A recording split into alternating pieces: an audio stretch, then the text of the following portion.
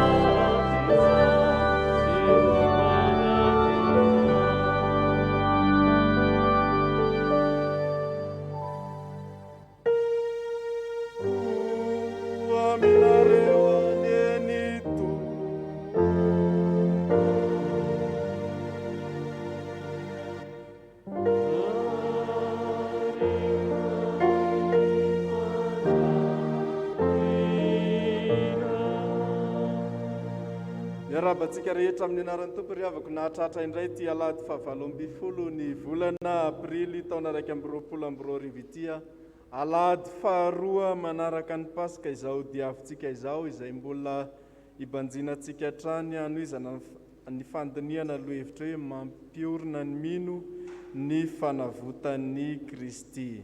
Idera sy anome voninahitra an'Andriamanitra isika miaraka amin'ny mpanao salamo ka ny salamo 30 ny andiny voalohany ka hatramin'ny andiny 5 no iombonantsika rehetra ny famakiana azy. Salamo 30 ny andiny voalohany ka hatramin'ny andiny 5 iombonantsika amin'ny anaran'ny Tompo.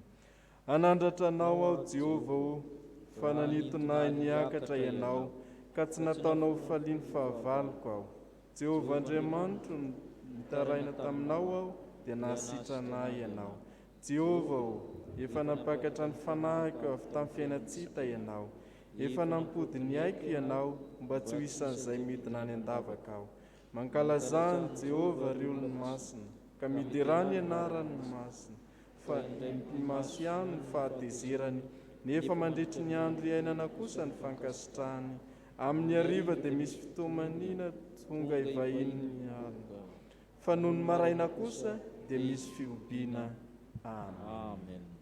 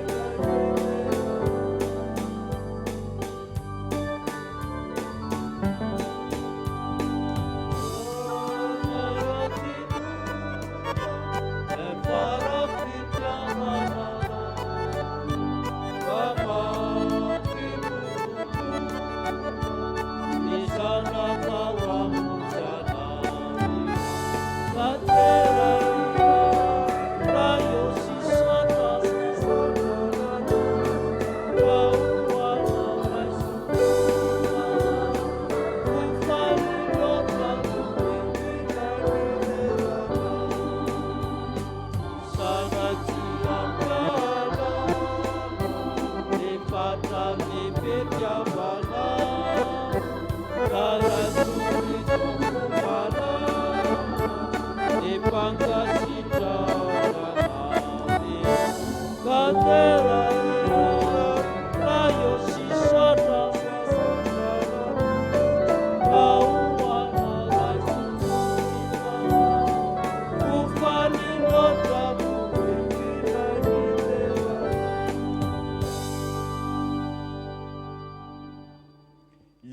ry Tompo Andriamanitra rainay eo no salamo idiranay hanomezam-boninahitra anao Andriamanitra, satria ianao no nivimbina sy ny tantana na sitrana anay tsirairay avy ny amin'ny zavatsarotra izay lalovanay isan'andro isan'andro.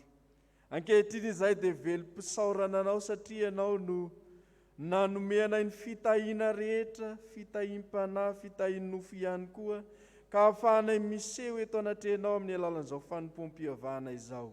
Hanomezanay voninahitra anao Andriamanitra ray zanaka ary fanahy masina ny fivimbinanao, ny fiainan'ny fiangonana, ny fiainan'ny tsirairay nandritra ny herinandro iny, ka indry izahay mbola afaka miara-miombavaka indray ankehitriny, mankalaza manome voninahitra anao Andriamanitra, ary zany indrindra no iderahanay ny anaranao masina, satria ianao no mitantana ny fiainanay, ianao no matoy izao anay tsirairay avy, na dia manodidina anay aza ny faharatsiana maro samihafa, dia nampiakatra anay kosa ianao Andriamanitra, ka nanome anay ny fahasoavana manana ambiampy izay iainana isan'andro isan'andro.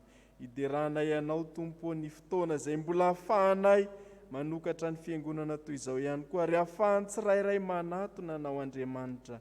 Ko raisy Tompo ny haja sy ny voninahitra izay atolotra eo anao, ka izao fanompom-pivavahana tanterahana izao, handraisanay zava-tsoa tokoa, handraisanay fampaherezana amin'ny alalan'ny teninao, ary ny sakramenta izay atolotra ihany koa anatin'ity fotoana ity, dia mba hatrenao Andriamanitra anie ka handraisan'izany ankonana fianakaviana izany zava-tsoa, dia hamasiny Tompo ny tsirairay avy, ny tompony anjara maro samihafa ihany koa ny amin'ny asa fanompoana izay hatrehanay, mba ho fanomezam-boninahitra anao amin'ity fotoana iarahanay mankalaza anao ity.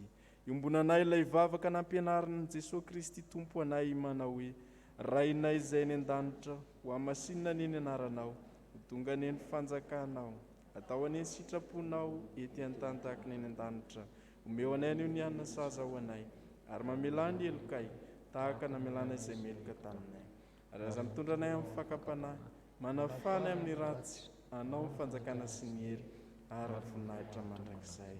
Amen. Mahazo toerana ianareo ry havako, iraintsika avy hatrany ny hira 100 ny andiny voalohany sy faharoa, iomanana amin'ny fandrenesana ny vaky ny tenin'Andriamanitra.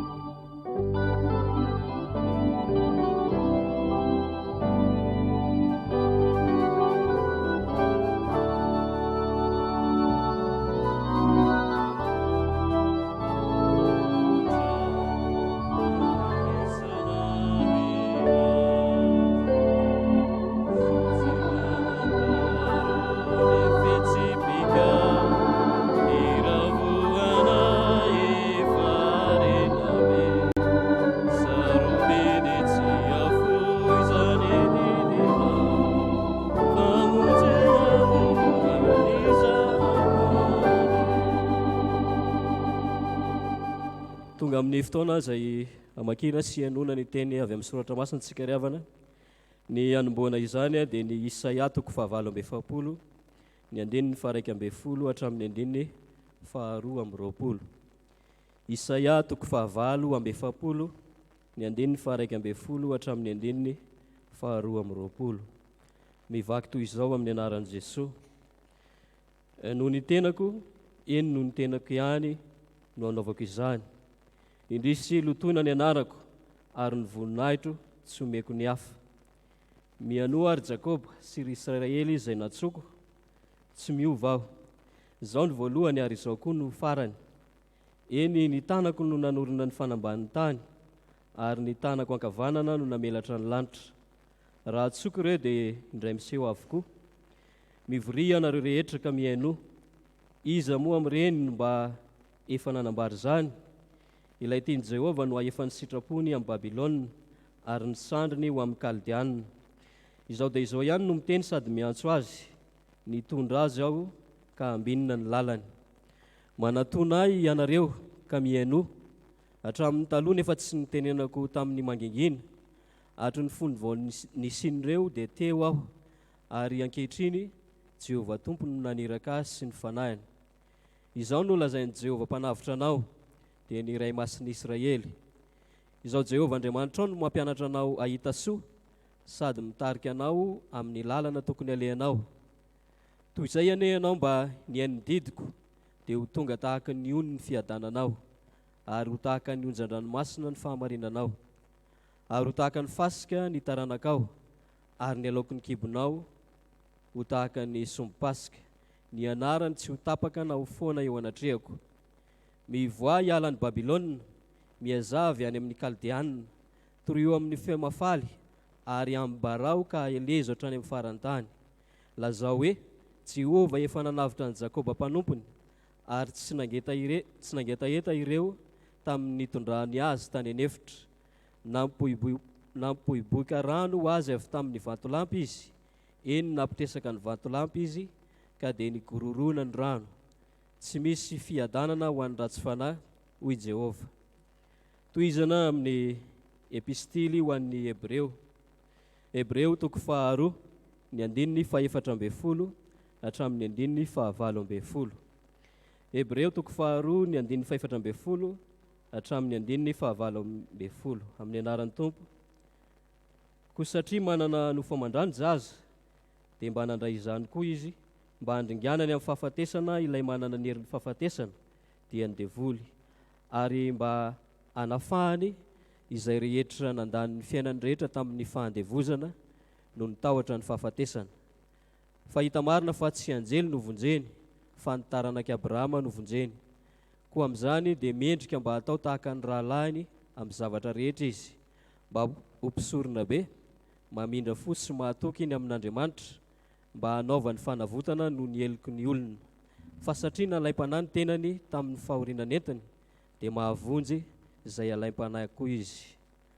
Faranana amin'ny filazantsaran'i Jesosy Kristy araka ny Marka toko 10, ny andininy 120 hatramin'ny andininy 520. Marka toko 10, ny andininy 120 hatramin'ny andininy 520. Andeha hiaritsangana isika rehetra. Ny anaran'i Jesosy. Ary noho nandre izany izy folo lahy, dia tezitra noho nataon'i Jakoba sy Jaona izy. Fa Jesosy ny antso azy anatona azy ka nanao taminy hoe, fantatrareo fa izay eken'ny jetilisa ho mpanapaka dia mampanompo azy, ary ny lehibeny dia mifehy azy. Fa tsy mba toy izany aminareo, fa na iza te ho lehibe eo aminareo dia ho mpanompo anareo izy, ary na iza te ho ambony eo aminareo dia ho mpanompon'izy rehetra. Fa ny zanak'olona tsy tonga mba ho topoina, fa mba hanompo ka hanolotra ny ainy ho avitra isolony maro. Ray masinao, manamasinana amin'ny fahamarinana, ny teninao amin'ny fahamarinana. Amen.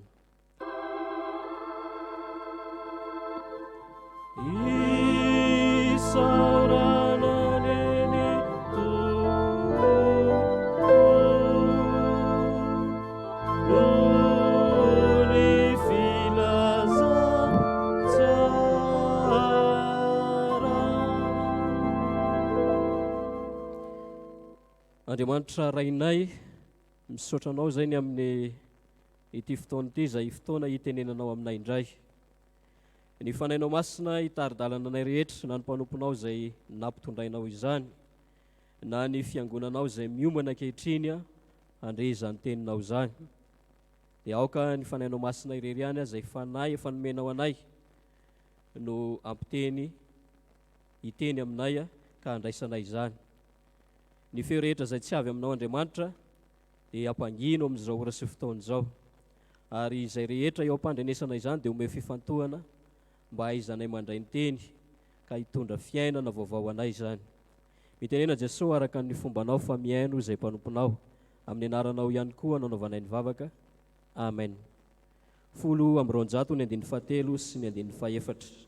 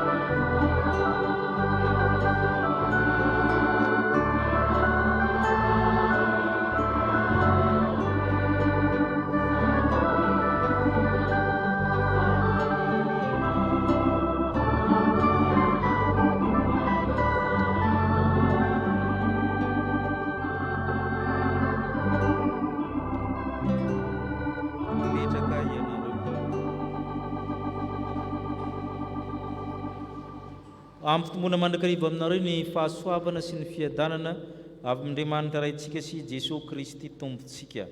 Amen. Isaia 9:40. Ny boky Isaia araka ny fantatsika dia mizara telo. Ny tapany voalohany, ny andeniny voalohany ka hatramin'ny 7:30 dia voasoratra talohan'ny fahababoan'ny Israely. Feno teny milaza loza ao, fampiomanana ao, teny masika ao satria ampitandremona i zanak'Israely sao dia tsy mitandrina ny didin'Andriamanitra ka ho lasa babo any Babilôna, ho resin'ny fahavalo. Zay ny Isaia voalohany. Tsy niaino an'io nefa ny zanak'Israely dia lasa babo izy, nijaly izy, very fanana ny rava Jerusalema. Anatin'izay indray tonga Andriamanitra maniraka mpampanavotra, maniraka mpampionona. Zay indray natao Isaia 2 na Deutéro Isaia. Io indray dia feno teny fampahirezana satria olona resy, olona mijaly ny resahana. Amin'ny 7 io hatramin'ny 5:50. Io zany natao Isaia 2. Raha vao hitady teny fampahirezana dia ao anatin'ireo. Reo zany olona efa mijaly. Rehefa vita zany ny 70 taona tany Babilôna dia afaka ny zanak'Israely nody tonga amin'ny tany Kanana indray. Izay ny idiran'ny Isaia 3:9-10 hatramin'ny farany 9:20. Olona efa antoerana, olona efa mipetraka amin'ny Jerusalema ka mampitandrina indray Andriamanitra sao dia voatahaka ny teo indray.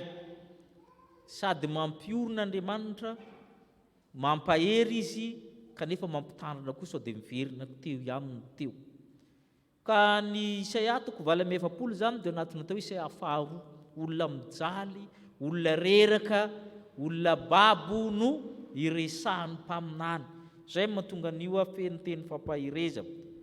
Andriamanitra manavotra ny vahoakany. Ao anatin'ny Isaia 2 misy atao hoe ilay mpanompon'i Jehova, teny malaza be ao, Kabod Adonai, ilay mpanompony Jehova na Abodadonay io dia milaza olona maromaro. Izy io dia milaza ny Isaia ilay mpitondra tenin'Andriamanitra. Milaza koa ny vahoaka Israely satria mpanompona Jehova koa izy. Milaza koa ny Kirosy mpanjaka Persiamina ny raha nanavitra ny zanak'Israely. Izy io koa nefa milaza ny amin'ny Mesia. Andriamanitra manavitra ny vahoakany. Andevaka itsika ny Isaia 27:7 verimberina amin'ny Isaia io 7:5 io efa ny teny hoe manavitra. Isaia 27:7 vakitsika amin'ny anaran'ny Tompo manao hoe izao ny lazain'i Jehova mpanavitra dia ny ray masin'ny Israely no mampianatra anao ahita soa sady mitarika anao amin'ny lalana tokony alihana. Andriamanitra maneho ny tenany. Izao ny lazain'i Jehova mpanavitra anao dia ny ray masin'ny Israely, izaho Jehova Andriamanitra no mampianatra anao ahita soa sady mitarika anao amin'ny lalana tokony alihana. Andriamanitra manatona reto olona resy reto, olona mijaly fadiranovana, babo any Babilôna ny tenin'Andriamanitra n'izany. Nio zany nakatsika lo hevitra hoe manavitra ny olony ny Tompo, manavitra antsika amin'ny Tompo. Izy mihitsy ny tonga. Andriamanitra zany tonga aloha foana fa tsy araka ny eritreretintsika hoe antsoina lava. Ary zay matetika adinontsika. Marina fa miantso an'Andriamanitra tsika, tao lavitra tsika izy fa Andriamanitra efa tonga. Izy ny tonga talohanao. Ny zavatra voalohany dia rehefa manavitra tsika Andriamanitra dia maneho ny maizy azy izy. Maneho ny maizy azy Andriamanitra, maneho ny maizy azy amin'ny olona izy. Izy le miteny hoe izao ny lazain'i Jehova mpanavitra anao. Omeny zany na ny identiteny zany na ny esansiny, ny maizy azy. Mpanavitra izy, masina izy, Andriamanitra izy. Zay ny eo. Andriamanitra mpanavitra, Andriamanitra masina ary Andriamanitra Jehova. Io le resahana eo. Ary raha jerevantsika ny 1:10 vakitsika ny 1:10 sy ny 12 amin'ny anaran'ny Tompo manao hoe noho ny tenako eno ny amin'ny tenako amin'naovako izany, indrisy lotonany anahy ary ny voninahitro tsy omeko ny hafa. Mihaino ary Jakoba sy Israely izay nantsoky tsy miova, izaho ny voalohany ary izaho koa ny farany. Andriamanitra zany rehefa manao zavatra tsy mijery antsika loatra fa noho ny amin'ny tenany. Izay no engaminy. Izy mihitsy no efa mpanavitra, zay no dikany. Izy mihitsy no masina, izy mihitsy no Andriamanitra. Noho ny amin'ny tenako ozy izy no anaovako izany. Satria tsy tiako ny anarako ny lotonareo. Masina io anarako io Israely. Ka io anarako io voaososy satria resy ny voakan'Andriamanitra. Tsisy atoraka intsony ny voakan'Andriamanitra. Mangasiasy ny voakan'Andriamanitra. Ka raha mijaly ny voakan'Andriamanitra, afa-baraka Andriamanitra. Nanota ny voakan'Andriamanitra, afa-baraka Andriamanitra. Zay mahatonga azy hoe maneho ny maizy azy. Noho ny amin'ny tenako ozy izy no anaovako fanavotana. Tsy noho ny aminareo, fa ianareo vahoaka tsy mendrika, vahoaka adala, vahoaka mpanao ratsy, fa noho ny amin'ny tenako, satria tsy miova. Za dia mpamindra fo, mankala ny ratsy nefa mpamindra fo. Ary za ny voalohany, izaho ny farany. Zay le Andriamanitra maneho ny tenany. Mpahary, mpamonjy, mahery nefa mamindra fo izy. Tsy maintsy maneho ny maizy azy izy. Ary ambarina amin'ny 7:11 hoe tsisy atorinareo fa zaho nanorina ny fanambamin'ny tany ary ny tanako ankavanako namelatra ny lanitra. Zay verinao fa ho tsy takatry ny sainandrindra, ny tany, ny fiodina amin'ny tany, ny lanitra sy ny abakabaka, zany namorona an'io Andriamanitra. Ary raha antsoko ireo dia avy, raha antsoko ireo dia tonga. Ary zay le Andriamanitra. Za koa le Andriamanitra manendry mpanompo, aefa ny sitrapona amin'ny Babilôna. Io Babilôna nareo izy mahababo anareo tsisy dikany. Fa za efa nanomana olona andresy an'io. Zay le Andriamanitra zay. Ny olona zany ny haiko hoe Babilôna zany fanjakana tahaka ny volamena sady manam-pahaizana. Zany Babilôna zany tamin'izany fotoan'andro izy no manana savant maro indrindra. Ary ny savant rehetra tety ambony taminy nalaina. Zay mahatonga Daniela sy Sadraka sy Abednego zany savant jiosy nalainy tao Babilôna. Tamin'ny Babilôna nisy ny zaridaina miantona. Na vitan'izany izy ireo, tsy aiza fomba nanaovany azy fa le zaridaina dia miantona. Ary tsy zaridaina kely io fa ngeza be. Ka tsisy olona nietrehitra eo resy zany Babilôna zany. Fa hoy Andriamanitra hoe zany eny manao ny sitrapoko e. 7:40 vakitsika. Mivoria nareo rehetra ka mieno, iza moa amin'ireny no efa mananambara izany? Ilay tiany Jehovah no aefa ny sitrapony amin'ny Babilôna, ary ny sandriny ho an'ny Kaldiana. Kaldiana ihany ny Babilôna, olona ray ihany reo. Kaldiana izany Babilôna ihany. Isy olona irahako anao ny sitrapoko amin'ireo izy ka aza matahotra, fa ho resy ireo. Izaho dia izaho miteny sady miantso azy, nitondra azy akambinina amin'ny lalana izy. Izay mifampanantena taon'Andriamanitra rehefa maneho ny tenany dia maniraka olona izy. Ny Mesia no resahana eto fa tsy Kirosy ihany. Mana 140 manatona ahy ianareo ka mihaino, hatramin'ny taloha efa tsy nitenenako tamin'ny mangingina, hatry ny fony voan'ny sinireo dia teo aho. Ankehitriny Jehovah tompony naniraka ahy sy ny fanahy. Ilay irahan'Andriamanitra eto sady Kirosy no Jesosy Mesia. Andriamanitra maniraka ahy sy ny fanahy. Tonga ny fotoana hanavotana ny zanak'Israely. Kanefa tsy noho ny amin'ny Israely fa noho ny amin'Andriamanitra. Andriamanitra mihitsy no mandidy izy manana ny sitrapony. Indraindray tsika reraka mivavaka, sahiran-tsaintsika, aza dinoina fa Andriamanitra manana ny fandaminana, manana ny planiny, manana ny projet-ny Andriamanitra. Mangataka tsika, miangavy tsika, miampy tsika fa tsy diditsika amin'izany Andriamanitra. Maneno mahitsy zany mavoan'ny fiangonana maro ankehitriny, tsy ny fiangonana misy atsika akory fa ny fiangonana hafa. Misy olona amin'izao zany tsy mety hivavaka izy satria tereny Andriamanitra hanala le aretina. Raha tena misy Andriamanitra zany izy ka tena mianatra, miala malaky io aretina io. Andriamanitra tompoko tsy terenao. Noho ny amin'ny tenako ozy izy fa tsy noho ny aminao. Ary izay ny inoantsika kosa fa Andriamanitra dia mahalala ny tokony ataony.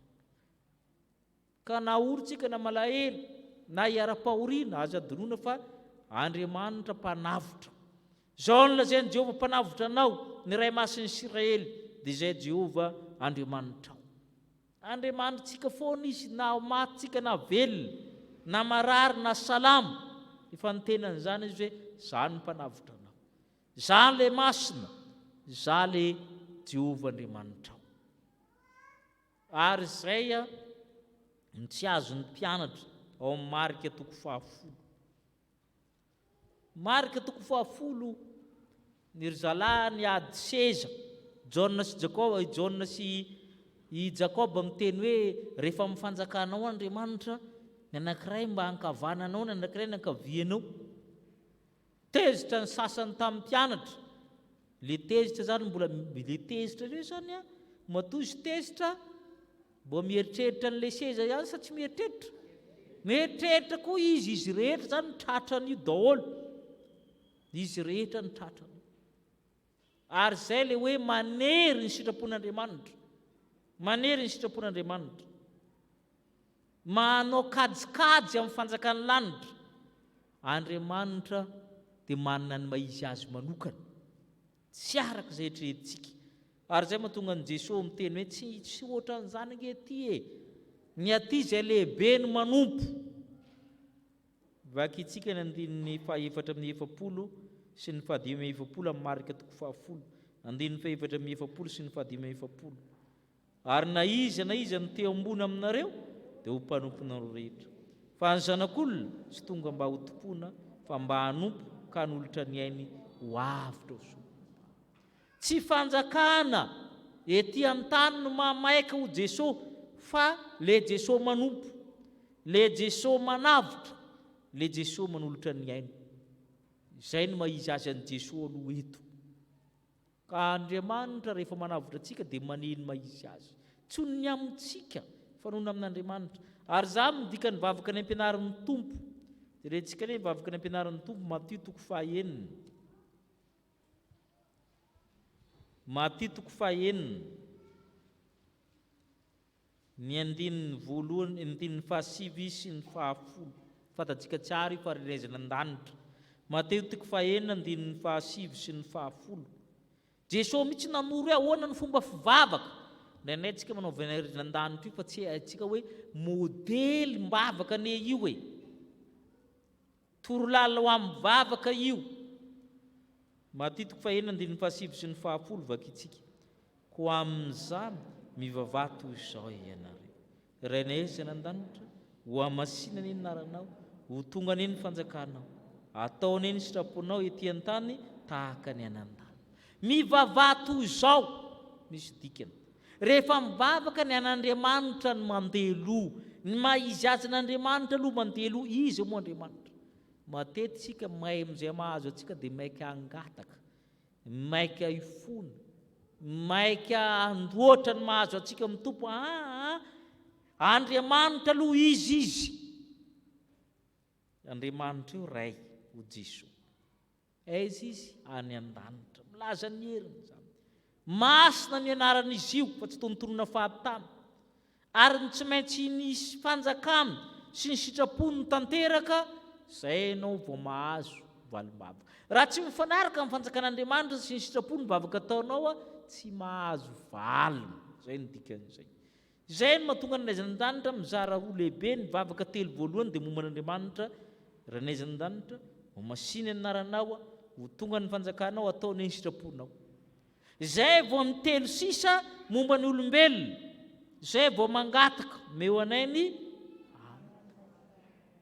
avelao ny fahotana ary arovo izay. Sakafo famelan-keloka fiarovana.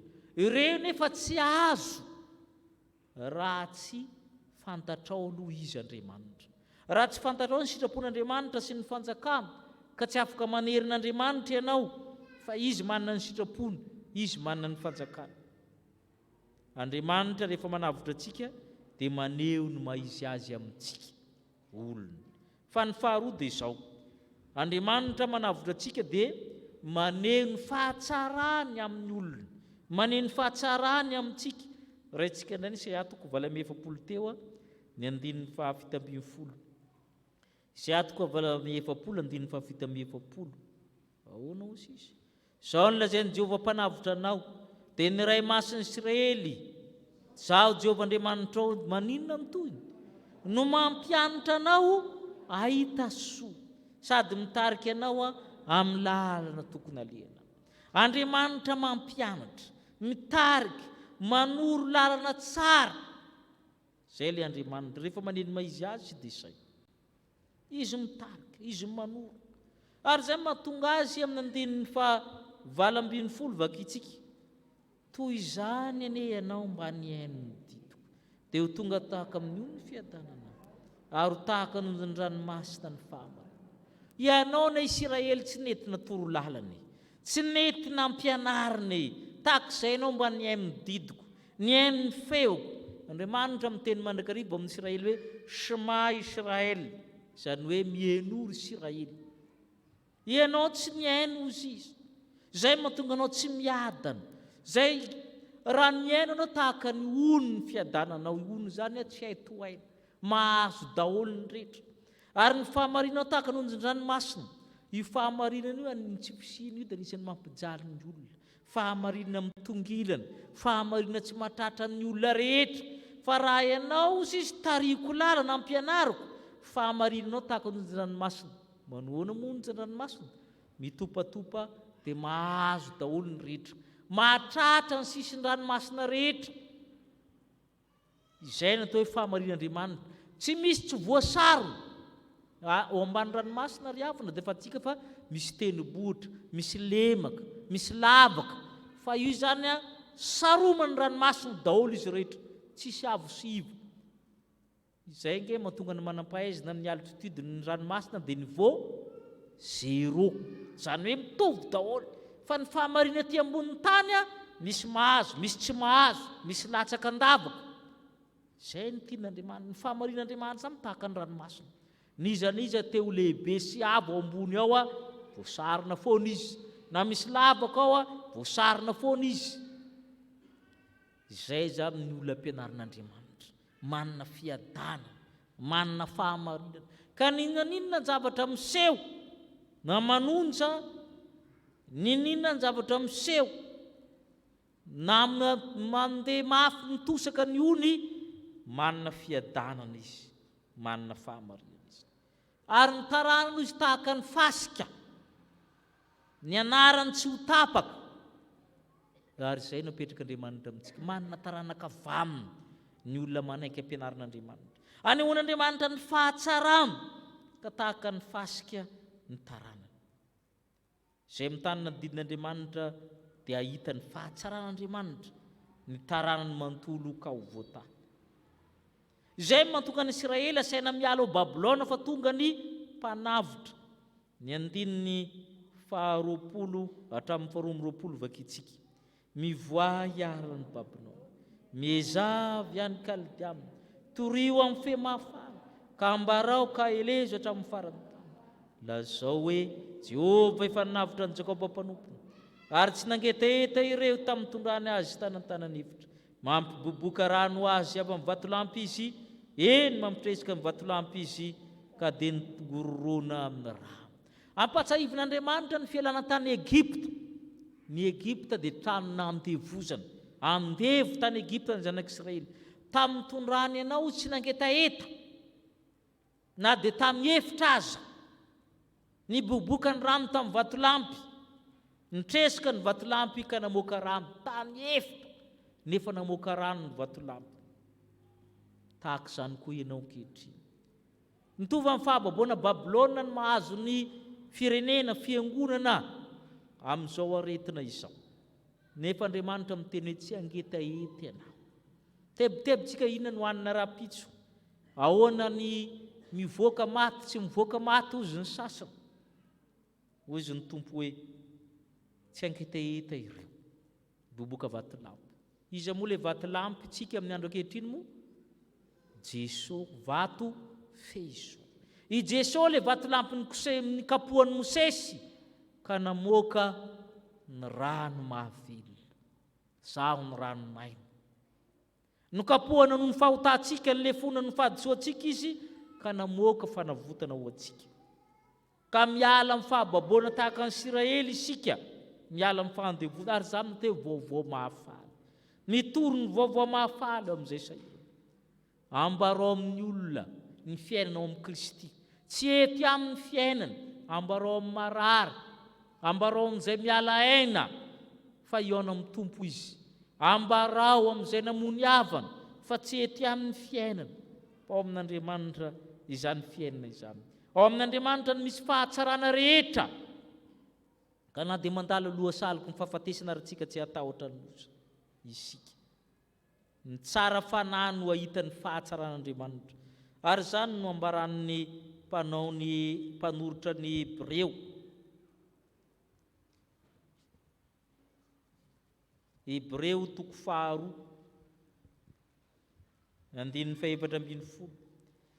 Satria tsika manana nofo aman-drà Andriamanitra koa dia natao manana nofo aman-drà tao amin'ny Jesosy. Jesosy zany Andriamanitra hafa noho ny Andriamanitra ny Grika na ny Romana, Andriamanitra vato aman-kazo. Fa i Jesosy Andriamanitra naheno marary, nikekerany moko, nofo aman-drà, naratra. Fantany ny fahorianao ny dikan'izany. Andriamanitra niara ny fahafatesana, ka mahay mandringana ny fahafatesana. Andriamanitra manafaka atsika mitahotra fahafatesana.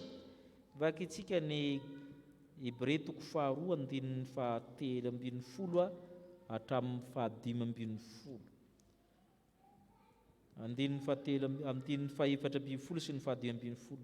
Koa satria manana nofo aman-drà ny zaza, dia mba nandray izany koa izy mba handringanana ny fahafatesana, le manana herin'ny fahafatesana dia ny devoly, ary mba hanafahany izay tahotra fahafatesana. Misy zavatra fahafa amin'ny teny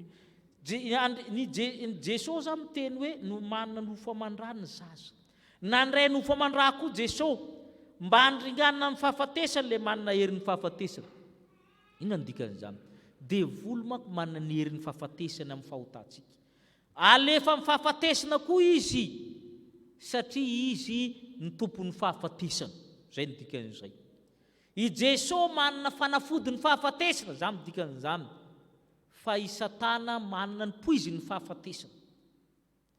Ka rehefa maty nitsangana tamaty Jesosy, le manana poizina fahafatesana indray no mampidirina amin'ny fahafatesana. Manafika atsika izay matahotra fahafatesana amin'ny androntsika rehetra. Tahotra fahafatesana daholo ake reny zavatra ataontsika reny. Mihinana mba ho velona, tahotry ny fahafatesana izany. Mitsabo-tena mba ho salama, tahotry ny fahafatesana izany. Mianatra mba hahay, tahotry ny fahafatesana izany. Miasa mafy mba ho velona, tahotry ny fahafatesana izany. Itsika zany dia miady amin'ny fahafatesana isanandro. Ka matetika zany everitsika hoe izay miady amin'ny Covid miady amin'ny fahafatesana ary fiainantsika mihitsy. Lasa andevo ny tahotra fahafatesana antsika ho mpanotra Hebreo. Manandevo atsika io tahotra sao tsy ho velona, tahotra sao ho vokatrosa, tahotra sao tsy haloha ekôlazy, tahotra fahafatesana.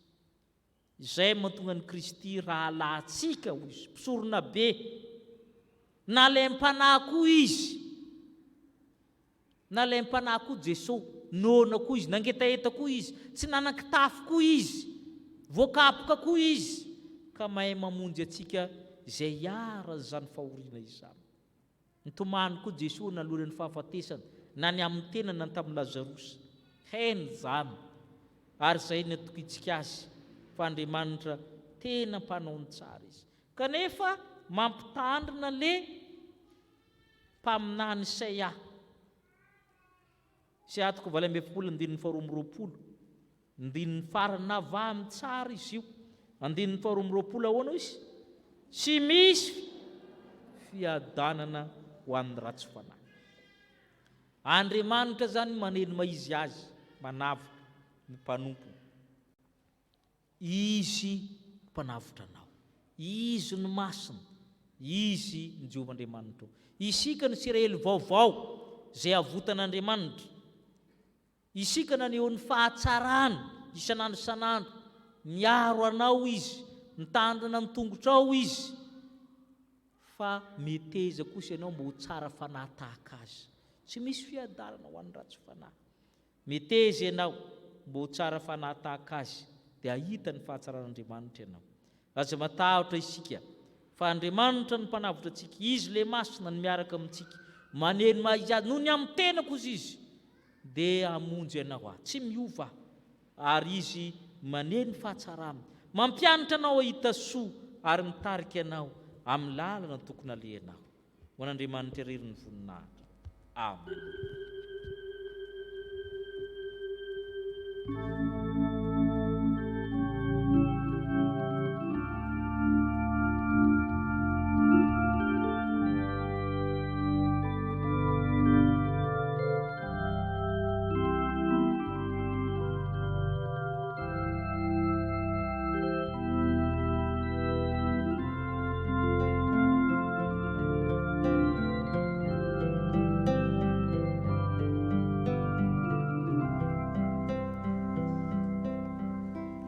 Manana Andriamanitra mpanavitra, Andriamanitra izay manome ny soa antsika isanandro isika ry havako. Kanefa indraindray dia tsy matoky izany fanavotana tolotr'Andriamanitra antsika izany, koa ndia hifona sy hibebaka eo anatrehany. Ry Andriamanitra mpanavitra anay io, Andriamanitra izay mampiseho fa mahita ny zavatsarotra mahazo anay ianao. Ianao izay Andriamanitra mpanavitra ary Andriamanitra masina hatr'izay ka hatramin'izao ihany koa, ka tsy tianao hitebiteby, tsy foinao very izahay. Noho izany dia miteny aminay ianao ary maneho ny maha anao Andriamanitra. Fantatrao anefa ny momba anay fa feno tahotra. Toa tsy maneho fa manana Andriamanitra mpanavitra izahay. ary indraindray aza dia mahasahy milaza fa tsy mamonjy ary tsy mahita ny olana atrehanay ianao Andriamanitra. Fomba naiko indraindray matetika mihitsy aza ny manery ianao Andriamanitra fa tsy mba mahay manaiky sy manaraka ny fitondranao. Manome tsiny ianao Andriamanitra izay mpitondra ny fiainanay mandrakariva izahay anefa dia tsinotsinona, tsy mahavonjy tena. Ny kajikajinay olombelona no hanerenay ny sitraponao Andriamanitra. Noho izany indrindra Andriamanitra, mamindra-fo aminay, diovy izahay ary sasao mba ho afaka amin'izany heloka izany, satria nandika ny sitraponao izahay. Tsy nanatanteraka ny didinao sy ny fitondrahanao izahay, tsy nanaraka ny lalana izay nisoritanao. Tokony hizoranay izahay kanefa dia amin'izany misy ny soanay tsirairay avy. Maneho ny fahatsaranay ianao, mitarika anay isanandro mba hanaraka anao. Indrisy anefa Tompo, tsy mahay miaino anao izahay, fa mandeha amin'izay sitraky ny fonay sy izay lalana iverinay fa mety. Ary ankehitriny dia tapa-kevitra izahay niverina aminao. Ho raiso, vonjeo izahay ny amin'izany tsy fahamendrehana izany, mba hanananay fiadanam-po ao aminao. Noho ny anaranao Andriamanitra, vonjeo izahay. Ary noho ny amin'ny Kristy mpanavitra anay, no angatanay famelan-keloka avy aminao ankehitriny. Amen.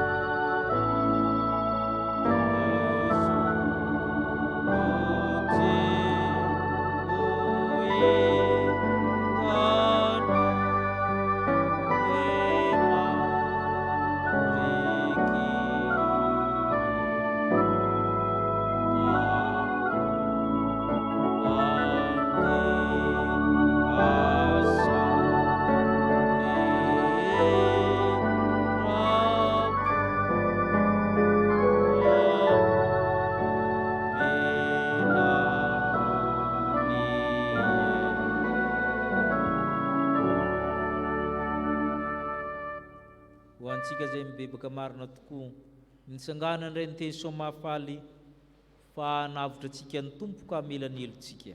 Hoy ny Tompo, noho ny anarako dia hononoko ny fahatezerako, noho ny tenako eny, noho ny tenako ihany anaovako izany. Ary mba hiderana dia manindro fo aho, ka tsy ho fongorako ianao.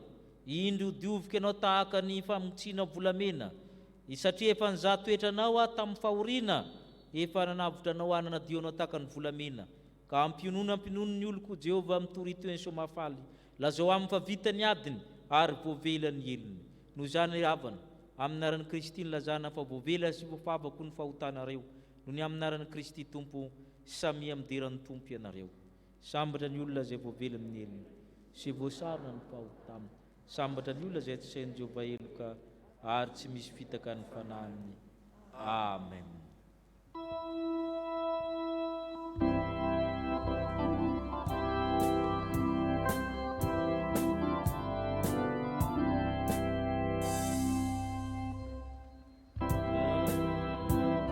tsaro raiko raiko bebili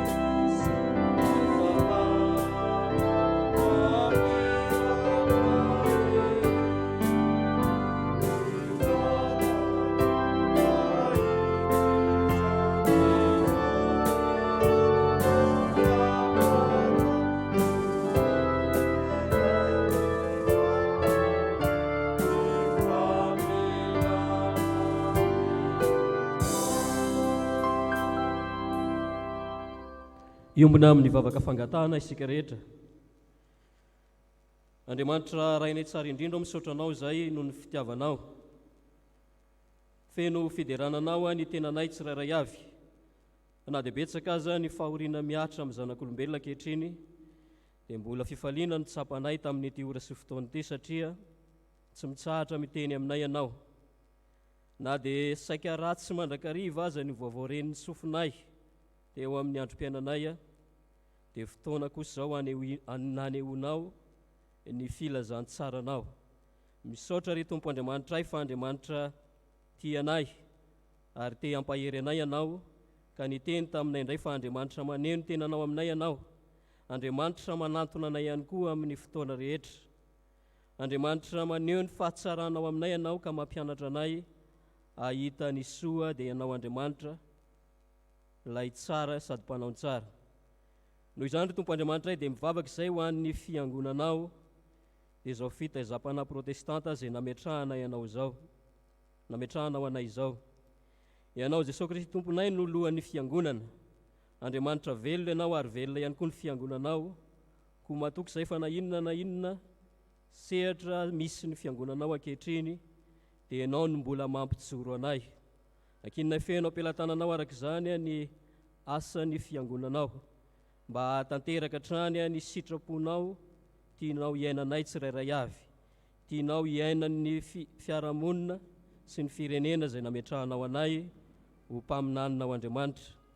Mivavaka izay ho an'ny biraon'ny fiangonana ny sampana, ny fikambanana tsirairay avy eto amin'izao fiangonanao izao, ny tokantrano ary izay kristianina tsirairay avy, mba efa ny zara fanompoana izay ankininao aminay.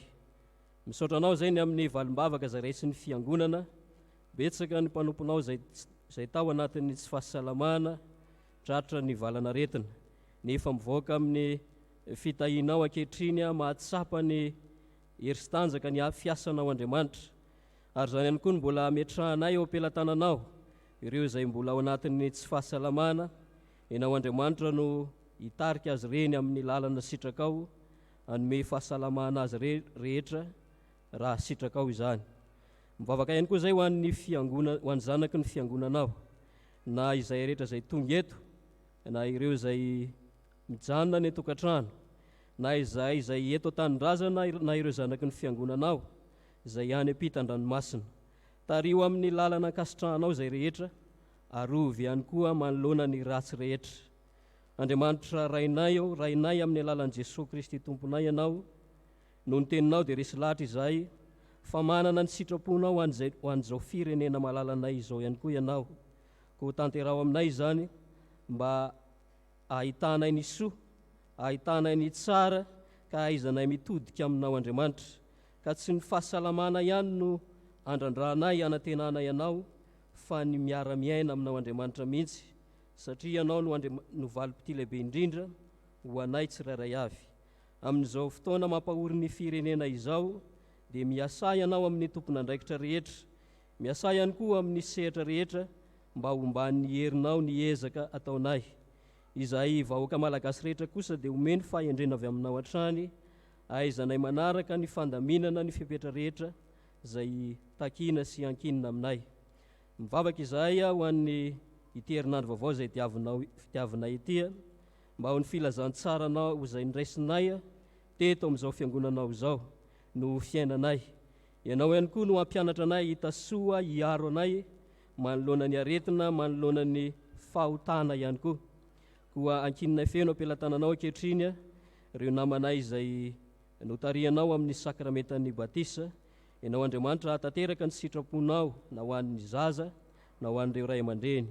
Eo ihany koa ireo tokantrano izay nitahinao ka aneo ny zanany eto anivon'ny fiangonanao.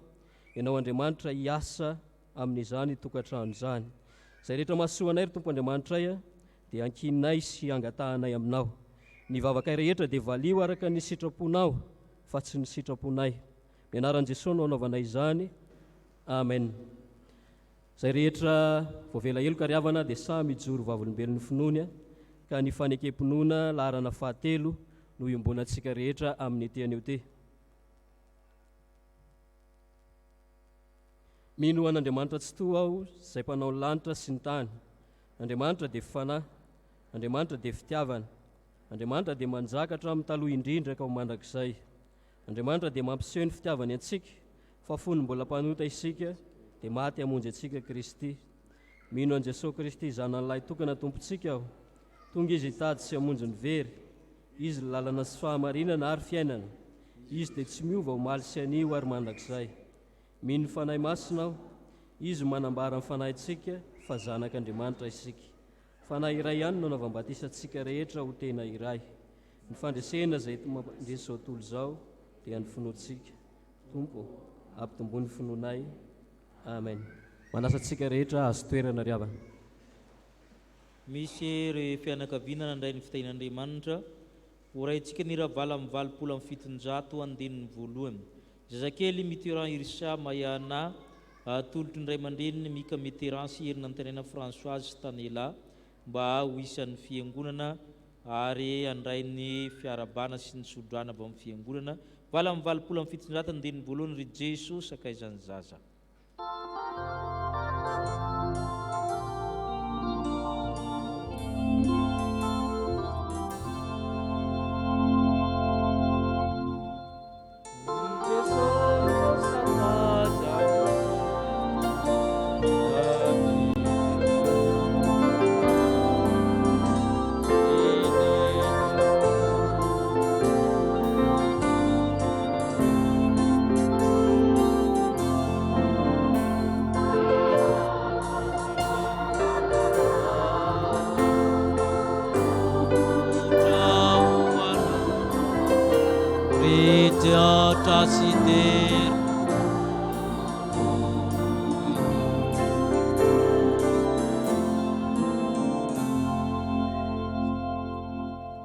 Havana misaotra n'Andriamanitra isika, Andriamanitra tompon'ny fahavelomana amin'izao nazaonareo 5 sy fara izao. Hoy ny soratra masina, fa hainao ny nampivoaka avy tao ankibo, nankinina taminao hatrao am-boka aho, hatranakibon-dreniko dia Andriamanitra ianao. Ho koa ny soratra masina. Ary rehefa tapitra ny andro fidiovana araka lalan'i Mosesy, dia nitondra azy niakatra tany Jerusalema izy mba hatolotra ho an'ny Tompo. Koa dia tolotra ho an'i Jehovah izy amin'ny andro rehetra iainany, dia voatolotra ho an'i Jehovah tokoa izy. Amen. Ivavaka isika fiangonana. Misaotra anao izay Tompo ny fanonany rehetra aman-dreny reto izao zaza izao. Andriamanitra tsy miova tokoa ianao, maneno maizy azy ianao, ary maneno fahatsarahanao. Vavolombelona izany reto fianakaviana reto ka miompifaliana inatrehan'ny fiangonana manontolo. Koa ianao Andriamanitra mpiditra zaza eo anatin'ny fiarahamoniny fianakaviana, ankonina kely fiangonana firenena. Miteza ianao hitahy azy, lehibe izao zaza izao. Anome fahasalamana sy tanjaka ho azy sy ny reniny. Taio ny fikolokoloana sy anasabana beaza anazy. Ampatsaka ao amin'ny tokantrano izy ireny ny fitiavana, ny fanantenana, ny finoana, atsapan'ny zaza, fa tena tokantrano misy Andriamanitra izany. Toan'ny fanahy mazoton'ny ray aman-dreny hitarika ny zaza amin'ny lalina mahasoa ary amin'ny tokony ho izy ho amin'ny sakramenta masina rahateo. Taiko ny fiangonana, avozy ny herinay mba hitaiza ireo zanaka sy ny farasy dimpomenao anay. ny zanaky ara-panahy rehetra mba ho tombo hoe manatrehanao vatana saina fanahy ary ho lehibe amin'ny finoana hatratra ny ohatry ny falabiazan'i Kristy. Angatanay za amin'ny anaran'i Jesu Kristy ilay vela sy manjaka miaraka anao amin'ny fanahy masina amin'ny taona rehetra mandrakizay. Amen. Dia miarahaba anareo ny men'Andriamanitra ny fara. Ento izao zazy zao ka taroy tsara, hitombo saina sy fahendrena, hitombo fity amin'ny Andriamanitra sy ny olona, ary ho mananareo ny sakramenta samihafa izay tokony atolotra azy. Dia miarahaba anareo amin'ny anaran'ny Tompo izay fiangonana.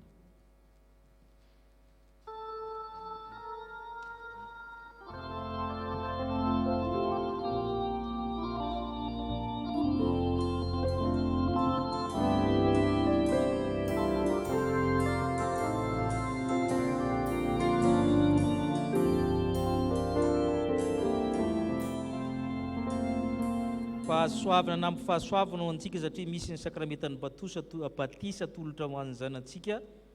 Vala amy efapolo amby roanjato andiny voalohany sy ny faharoa dia hiatrika ny alitara masina izy ireo.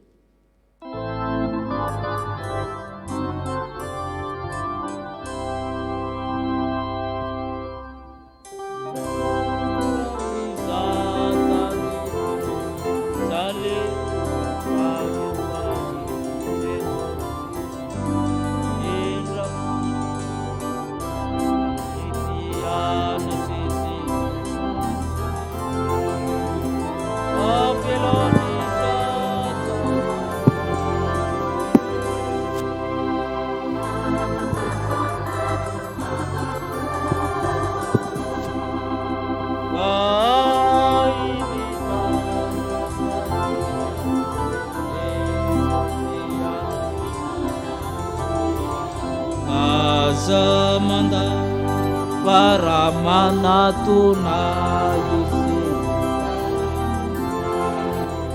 Babilonizasan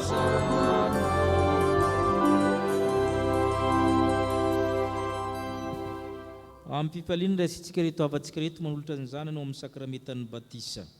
Okarinotsika ny teny fanorenana izao sakramenta masina izao.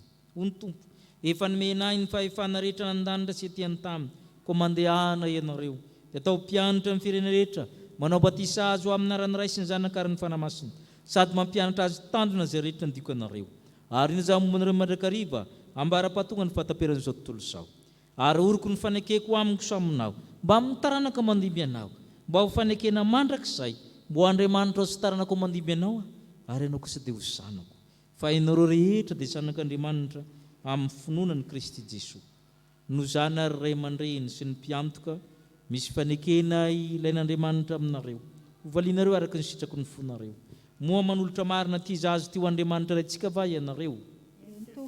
Ekenareo fa nijorona amin'ny tenina amin'ny asa ho Andriamanitra mahatoky, ahatonga anareo fianarana ho an'ny zaza amin'ny andro mpiainanareo rehetra. Ekenareo nantantarany fiangonana amin'ny zaza sy ny fitaizana rehetra araka ny filazantsara tokony atao aminy. Itomboana amin'ny fahalalana amin'izao fahasoavana lehibe izao. Anekena ny Jesosy Tompo azo hery izy ka andany asan'ny Satana rehetra. Vonona hivavaka ho azy sy ampianatra azy hivavaka ary ampiditra azy ho isan'ny mpianatra sekoly alahady va ianareo. Ekenareo va ny ampianatra azy ny antony izao fanaovana batisa izao ary ezika ka hahatonga azy mpanefana samin'ny Tompo. Mandre ianareo Andriamanitra. Oka kosa nareo hitodika amin'ny fiangonana ankehitriny hanamafy ampahabe maso izany fanekenareo izany.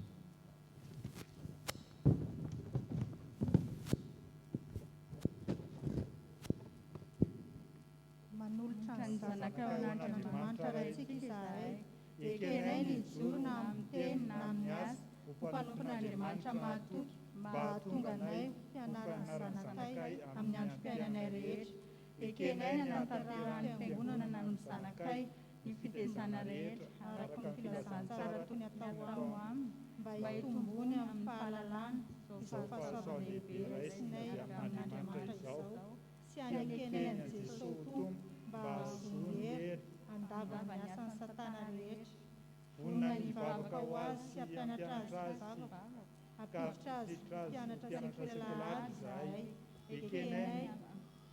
Ekenay ny hampianatra azy amin'ny antony izao fanaovana-batisa izao, ary ezahanay hitaona azy ho fandraisana Tompo ny herinan'Andriamanitra ny ankinanay ampaterahana izany. Amen. Andeha aritsika fiangonana angataka ny fanahy masina.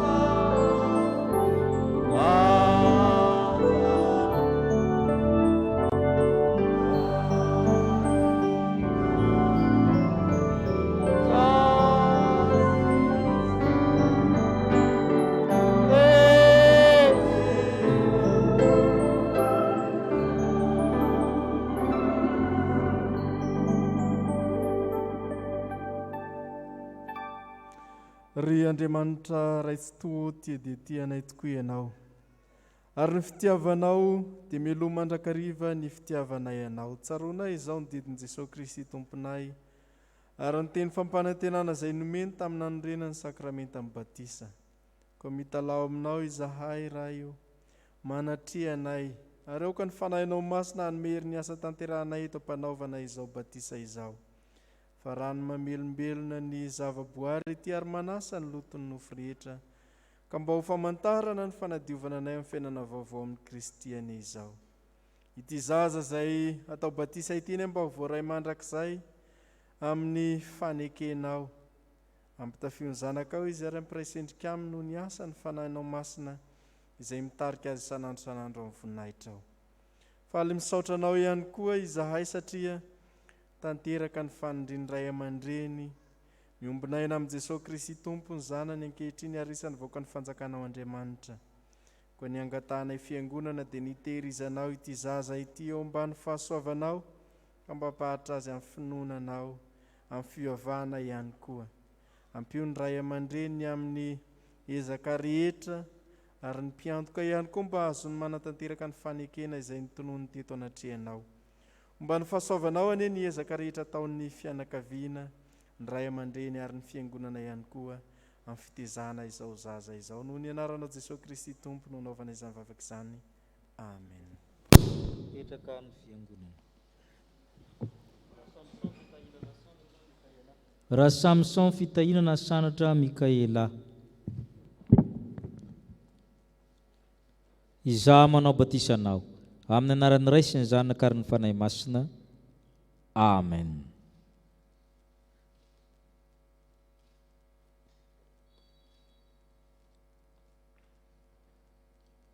Ho ny tompo anaka aza matahotra, efa nanavotra anao ianao ento izao zaza zao ka ty zao tsara fa zanak'Andriamanitra ary mitomboa amin'ny fahatsarana rehetra. Amen. Ny hira fahatelo amin'ny FFPM no isaorantsika ny tompo, isaorana ane Andriamanitsika.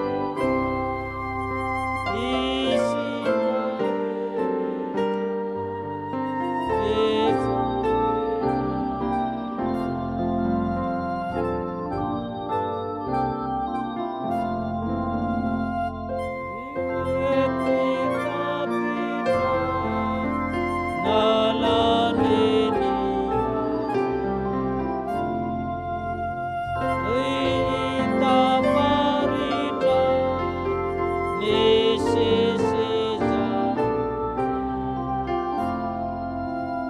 anaesambata sevomeata euefasagata eza.